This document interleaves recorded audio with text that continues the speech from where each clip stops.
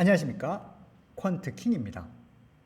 이번 시간 상속세 괴리율과 예상가 괴리율에 대한 비교 영상을 준비하였습니다. 네, 시작하겠습니다. 일단 기본 로직에 대한 설명을 먼저 드려보도록 하겠습니다.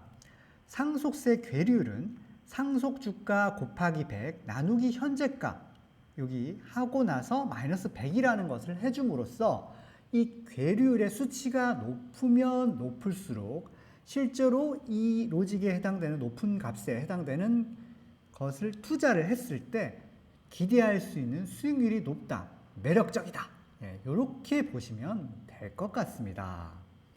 예상가 괴리율도 로직은 비슷합니다. 예상가 해가지고 들어가고요. 여기서 차이점이 있습니다. 상속 주가를 계산하는 것과 예상 주가를 계산하는 것이 차이가 있는데요. 일단 상속 주가 같은 경우에는 최근의 지배주주 순이익, 연환산 기준입니다. 연환산 곱하기 3 나누기 6, 그리고 전년도 지배주주 순이익 곱하기 2 나누기 6, 그리고 전전년 지배주주 순이익에 곱하기 1 나누기 6을 해주면서 최근에 있는 지배주주 순이익에 가중치를 두는 그런 개념이라고 보시면 될 것 같습니다. 여기를 60% 정도, 이익에 대한 60%, 그리고 자산 가치에 대한 비중을 40% 정도 뒀다라고 보시면 될 것 같고요. 여기 곱하기 10이라는 것은 한 10배 정도, 이익에 대해서 10배 정도를 적용해서 우리가 그 계산을 해봤다. 그 정도로 보시면 될 것 같습니다. 그리고 예상 주가 같은 경우에는 RIM 방식을 사용합니다. BPS 곱하기 ROE 나누기 회사채 3년 BBB 마이너스를 적용합니다. 그런데 여기 예상 주가는 어떤 문제가 있을 수 있냐면요. 일회성 이익이 폭증하는 회사 같은 경우에는 자산 매각을 통해서 예를 들면 이익이 폭증했어요. 순이익이. 그런 회사는 ROE 값이 100%가 넘어갈 수도 있고 아니면 굉장히 말도 안 되는 ROE 값이 나올 수도 있는 거예요. 그래서 그 부분에 대해서 수정 ROE를 사용하기로 하였습니다. 이 수정 ROE는 ROE를 계산할 때 이렇게 순이익이 영업이익보다 큰 그런 경우에 영업이익 곱하기 100 나누기 지배주주 소유 지분을 가지고 계산을 함으로써 이 기존에 있던 그 ROE 계산법을 보정하였다라고 생각을 하시면 됩니다. 하지만 이런 회사도 있습니다. 삼성물산이라는 회사를 보니 최근에 몇 년치 연속으로 영업이익보다 순이익이 더 높은 거예요. 이런 류의 회사들, 이게 일시적인 한 방만 나오는 게 아니라 일시적이 아닌 2년 연속으로 영업이익보다 순이익이 터지는 그런 회사의 경우는 기존의 ROE를 그대로 사용해도 된다라고 저희가 넣어두었습니다. 그렇게 해서 이 로직을 가지고 한번 만들어 보았습니다. 만들어 봤더니만 자, 한번 뚝딱뚝딱 만들어 봤는데요. 일단 여기 기본적인 공통 조건을 저희 프로그램을 한번 보면서 얘기를 드려보겠습니다. 일단 초기에 지금 우리가 보는 PT 자료, 여기 첫 번째 보는 거는 월간을 가지고 만들었는데요. 여기 설정을 할 때 월간으로 할 수 있고 테스트 기간은 14년, 편입개수 20개, 그리고 매도 수수료 1.5%, 거래 정지 시 손실 처리율을 100%로 두겠습니다. 그리고 관리 종목은 제외하고요. 해외 본사 제외, 그리고 스펙 제외하고, 그리고 여기 차입금 비율 이런 거 다 제외하고요. 여기 보면 차입금 비율 제외하고, 그리고 시가총액도 일단은 제외한 전략입니다. 일단은 제외한 전략이에요. 그 전략을 가지고 따랑 테스트를 돌리니까 어떤 것이 나왔냐? 이렇게 나왔습니다. 그러면 이것을 상속세 괴리율하고 예상가 괴리율에 대해서 제가 뽑아 보았습니다. 그래서 비교를 해보니 월간으로 투자를 한다고 하고 단순한 전략, 상속세 괴리율, 예상가 괴리율을 가지고 투자를 했더니만 연복리 수익률은 약 8% 정도 나왔습니다. 그리고 MDD는 약 60% 가까이, 거의 수익률 비슷하고 MDD도 거의 비슷합니다. 네. 그리고 특이사항으로는 거래 정지 기업이 각각 8개, 18개로 거래 정지 비중이 1.1%, 2% 정도로 그래도 좀 있는 편인 것 같습니다. 자, 그러면 이번에는 실질적으로 우리가 투자를 한다고 했을 때 월간으로 사고 팔기가 좀 번거롭기도 하고 귀찮기도 해요. 저 같은 경우에는 분기로 투자를 하고 있거든요. 그래서 이것을 단순 분기로 바꿔보았습니다. 아까 그 전략을 월간에서 분기로 한번 볼까요? 여기서 월간에서 매매 전략을 그냥 분기로, 분기로 상속세 계율 있고 여기 내리면 예상가 계율도 있어요. 어떻게 해서 요거도 바꿔가지고 할 수도 있는 거죠. 10점 넣고 그런 식으로 할 수 있습니다. 어쨌든 이 상속세 계율 10 그리고 예상가 계율 10 여기서 점수식을 우리가 10이라고 놓는 것은 100을 둬도 됩니다. 이 합산해서 이 수식의 로직의 항목별 비중을 다 합산해서 100점 만점으로 자동 환산해서 돌리기 때문에 10점을 두든 1점을 두든 아무 상관이 없습니다. 5점을 두든 아무 상관이 없어요. 어쨌든 10점으로 해가지고 돌리면 어떤 결과를 가질 수 있냐? 이번에 보겠습니다. 분기로 돌린 거예요. 분기로 기본적인 조건은 똑같습니다. 14년 매도 수수료 1.5%, 거래 정지 시 손실률 100, 관리 종목 제외, 해외 본사 제외, 스펙도 제외 이렇게 해서 따랑 돌려보았더니만 각각으로 수익률이 이런 식으로 나왔습니다. 약 9%, 10%. 우리가 월간으로 돌렸을 때보다 조금 높은 정도지만 그래도 그렇게 매력적이진 않습니다. 물론 MDD도 소폭 하락을 하였습니다. MDD 소폭 하락과 그리고 수익률 소폭 개선 그리고 거래 정지 종목 수가 일단 줄었어요. 그래서 아마 수익률이 개선된 게 아닌가 싶습니다. 네.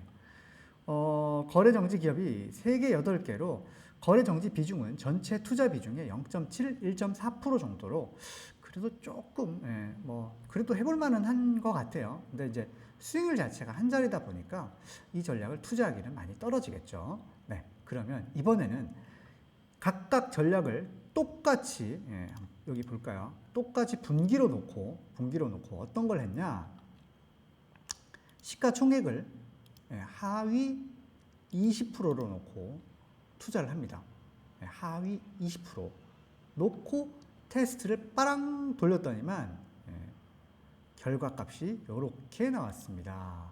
분기에 시가총액 하위 20%로 설정해가지고 돌리니까 연복리 수익률이 28%, 24% 그리고 MDD는 46%, 54% 수준으로 나왔습니다.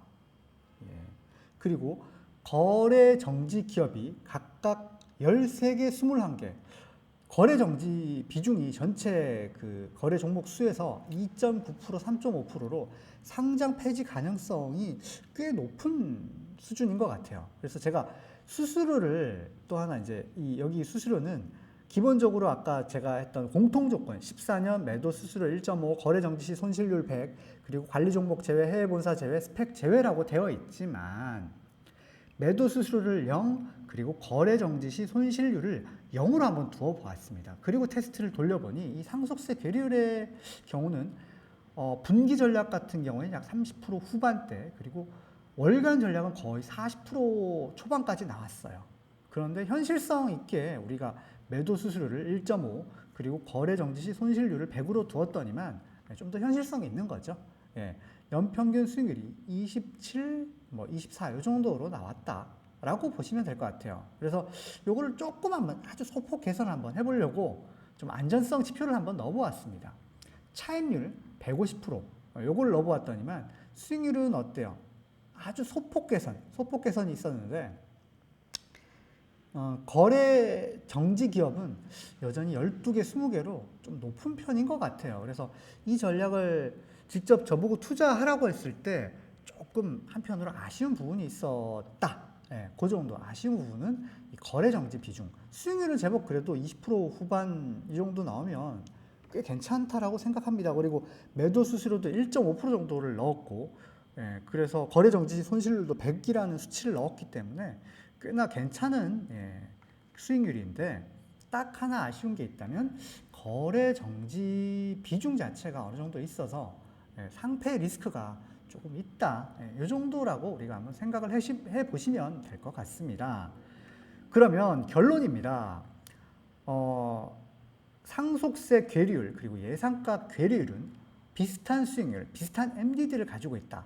상관계수가 0.88이라고 되어 있는데 이걸 한번 검증을 해보도록 하겠습니다. 짜잔. 자, 여기 차입금 비율을 아까 여기 최대값에 150이라는 수치를 넣고요. 이렇게 하고 그러면 지금 현재 거를 로직이 저장되었습니다. 그리고 로직 비교, 그 전에 제가 이 예상가 괴리율이라는 걸 한번 만들어 봤거든요. 이게 어디 있냐면 지금 요건데 예상가 괴리율 두 번째 여기 예상가 괴리율이 있는데 만들어 봤어요. 볼까요? 예상가 괴리율 맞죠? 시가총액 하위 20% 예상가 괴리율 10점, 차입금 비중 150. 자, 요게 있습니다. 요거랑 우리가 상속세 괴리율 요거랑 예상가 괴리율 요 로직을 비교를 한 겁니다. 요거 버튼 딱 누르면 한 1분쯤 지나면 이렇게 화면이 떠요. 그러면 상관관계가 이 두 로직 간에 상관관계가 0.88 정도 되는구나 라는 것을 알 수 있습니다. 그리고 월 평균 그 수익률이 월간 기준으로 해가지고 보면 4월 달이 굉장히 좋네요. 두 로직 모두 똑같습니다. 노란색은 기본 로직인 상속세법 적용된 거고요. 비교 로직은 예상가가 적용된 로직입니다. 예상가 괴리율이 적용된 로직이에요. 어쨌든 두 개를 비교해 보니 4월 달이 굉장히 핫하다는 것과 8, 9, 10, 11달 8, 9, 10, 11월 수익률이 별로 좋지 않았구나라는 것을 우리가 캐치업을 할 수 있습니다. 둘 다 공통적으로 나타났습니다. 그리고 연평균 수익률을 볼까요? 두 개를 비교해보면 최근에 상속세 괴리율의 수익률이 굉장히 핫하네요. 예상가 괴리율보다 압도적인 퍼포먼스가 최근에 나왔습니다. 최근에 나왔어요. 그리고 전반적으로 히스토리도 한번 볼까요? 각각의 종목들을 비교해가지고 어떤 종목들이 나왔는지, 그리고 매도 종목은 어떤 종목들이 나왔는지 이런 것들을 비교해 볼 수 있습니다. 최근 일자 기준으로도 21년 7월 달에 6월 이게 어차피 전략 자체가 분기 전략이다 보니까 분기에 이제 매도했던 종목들이 어떤 게 있었고, 그리고 종합 결과로는 히스토리에서 그 보유 및 매수 종목의 과거치 6월 달에는 어떤 애들 가지고 있었고, 그리고 5월 달에는 어떤 애들 21년 기준이에요. 그런 것들을 보유했는지 한눈에 직관적으로 알 수 있게끔 프로그램화 해두었습니다. 자, 다시 PT로 가보겠습니다. 그래서 상관관계는 높은 편입니다. 종목이 그나물의 그 밥일 수 있다 라는 정도까지도 우리가 생각해 볼 수 있는 그런 부분이다 라고 볼 수 있고요. 기본적인 전략은 연복리 수익률이 한 자리 수익률이어서 별로다. 그리고 이것을 시가총액 하위 20%를 적용해 봤더니만 수익률이 20%대 후반으로 꽤 올라갔다. 하지만 거래정지 종목들이 어느 정도 있어가지고 상패 리스크는 있다. 그리고 시가총액 하위 20%의 차입률을 차입률 150%를 적용해 봤더니 소폭의 수익률 개선은 있는 정도는 되었다라는 정도고요. 다음 영상에는 이 전략들, 상속세 괴리율과 예상가 괴리율을 수익률을 높이고 거래정지 종목 수를 줄이는 그런 방법들에 대해서 한번 공부를 해보는 시간을 가져보도록 하겠습니다. 어떻습니까? 이 프리젠테이션 방법으로 제가 이 영상을 만들어 보았는데요. 반응이 좋다고 한다면 기꺼이 앞으로도 이런 방식으로 만들어 보도록 하겠습니다. 감사합니다.